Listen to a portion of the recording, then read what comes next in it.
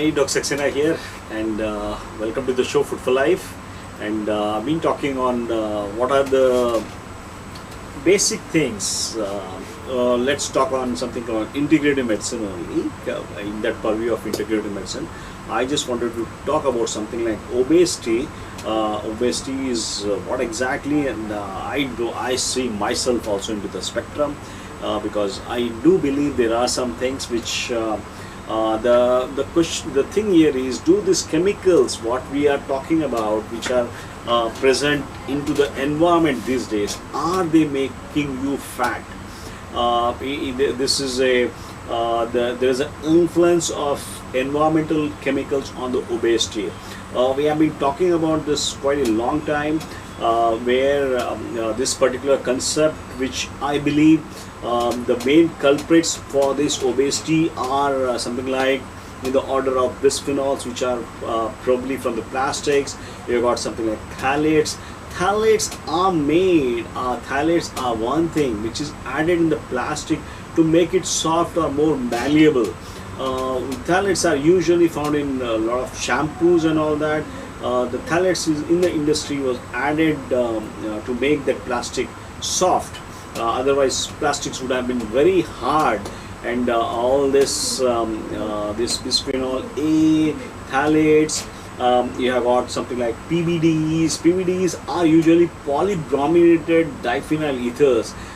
Similarly, you have got something like polyfluoroalkyl chemicals. They are polyfluoroalkyl chemicals are basically PFAOs, are something like you have got on the non-stick pan what we use, Teflon and all that. You have got something like organochlorine pesticides. Pesticides are full of organochlorine, and you have something like PCBs, which are polychlorinated biphenyls. So these are the things which are there is a mounting evidence which shows that these are all the chemicals we are exposed on a daily basis are linked to obesity. The chemicals are called as obesogens and can interfere with the normal function of hormones and the cell signaling. These chemicals can alter metabolism, they alter thyroid function and the formation of fat cells. The process can be started as early as chemical exposure prenatally also. It can happen in utero and through lactation, in early childhood or as an adult. So this is a cumulative toxicity what we are talking about, and wherein the most commonly things which we told about is the bisphenol A in the plastic, phthalates and other things as such. So a few words about what exactly made me work on all these things is I was dealing with a patient who is around postmenopausal, and she is about 60 plus, and she doesn't have diabetes. She has some obesity along with some hypertension. She's around, height is mesomorphic, around 5.5 feet or something like that, and weight was quite high. It was around something like nearing about 90 plus kgs, and her BMI was something like 34 to 36, and she had she's motivated, she's ready to make lifestyle changes, and she's admitted her diet is not great. She is not a overeater or something like that, but she was basically more or less sedentary. This patient drops to our clinic, and we checked her BP as well as this one. It's around 150 by 80 or 85, something like that. And she had hyperlipidemia. Her triglyceride was higher, and she was on some statin drugs also. And I checked her liver; it was the fatty liver, and this was sufficient for me to make a statement that yes, there is a kind of chemical toxicity which is happening here. There are a lot of chemicals. When you look at her lifestyle, she has environmental history. What we take was significant for we start with the childhood as well as the adolescent pesticide exposure. She grew up in a village where they were doing some farming and all that, and they were not knowing about some place in, and they were not knowing about. They thought fertilizer is a must for good produce, and apart from that, she used to take some conventional cleaning and personal care products, and obviously she was eating very non-organic meats and dairy foods.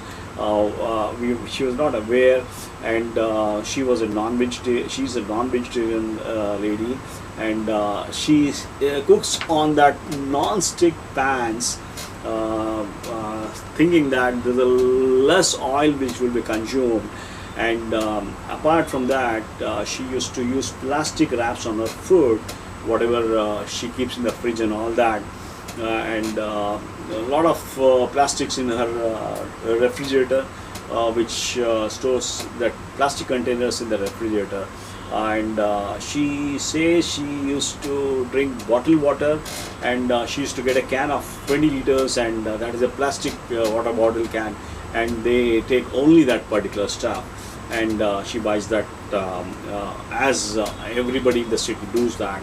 And apart from that, she has got a predilection for something like Diet Coke, and she used to take, and obviously she doesn't exercise and all that. She says she walks around for some things as such. And based on this history, I was sure she had exposure to organochlorine years prior, and when she was in the rural setting, in the village and all that. And once she came to the city, she was exposed to all this bisphenol A, phthalates, and PCBs and all that.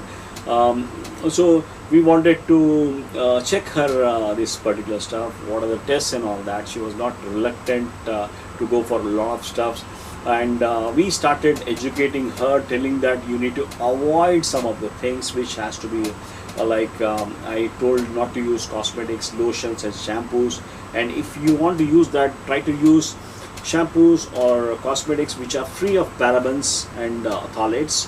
And we told her not to go for something like cleaning products along with with solvents. Basically solvents, they most of the people who come to me, they start showing the nails, because if something is in the nail, and the nail polish and all that, so we absolutely dissuade people from not using that particular thing. And we try to in our clinic we do something like no perfume rule, and we tell our patients not to use any kind of fragrances, and we encourage people to start using glass instead of plastic.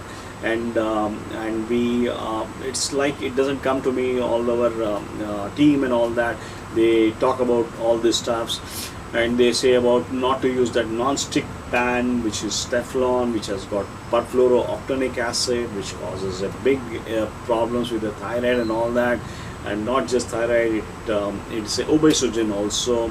And I asked them not to use that 20-liter can, and instead use a RO small plant which is easily available in the home, and try to use that reverse osmosis process water for drinking as well as cooking. And of course after adding some minerals into that. And what happens is that we need to tell this particular things, and she agreed to all those things. She started looking at organic fruits and vegetables. She started using the organic meats and dairy products, and these are the things which they started with our treatment. And I can always tell you, this is one of the big things which we have been working on, because I can always tell you obesity is such common. It's really hard This is a public health crisis in right now in India and other parts of the world. And I can always tell you, the people who are more obese, we have got BMI and all that, they are sitting ducks. And the chronic diseases already you have got, they walk into other problems like cancer and diabetes and cardiovascular problems.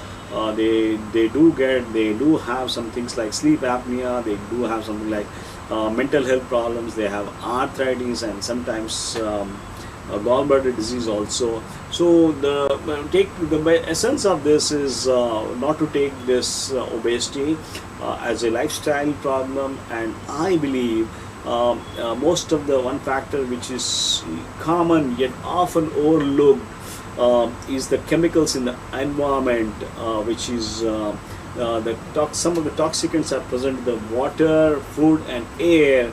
And usually, this personal care and cleaning products, which are considered obesogenic, are not at all considered, and we need to train them. Apart from that, I try to help these people out by doing some kind of detoxification process, which is as simple as sitting in a chamber of the sauna, and we try to work on a kind of diet and all that. Try to tell them, okay, these are the things which has to be. People are aware of that, but I just want to make it again. I can talk about a separate this one for the bisphenol plastic, for the phthalates, for this PBDs and all that. But I can always tell you, you have to follow everything so that you get out of this problem of obesity. And yes, we try to work on this for not less than 6 weeks to maybe 6 months.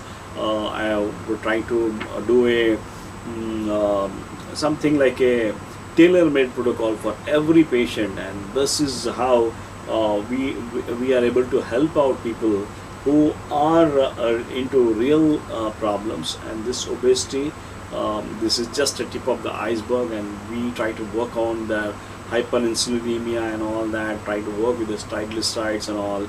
So this is how, once we take up we have taken up this case, and we started over a period of time, her cholesterol, everything came into fell into place. And yes, this is the kind of thing with this integrative medicine we try to work it out.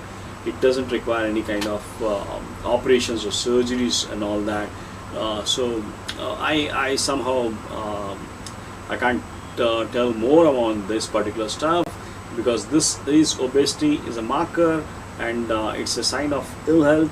You should get out of this issue and remove that from this ease. And obesity is one thing which we can make a big difference just by working, trying to remove this, trying to work with these chemicals and all that, and remove that particular stuff. And that is the factors we try to work it out. This chemicals found in the plastics, you have got some food and personal care products, cookware, and water contribute to obesity, is my message. And it's not that you're overeater or something like that. It is the chemicals which is causing this obesity, and for removing chemicals you need to work on this particular thing, and you can always attain the good health. Thank you.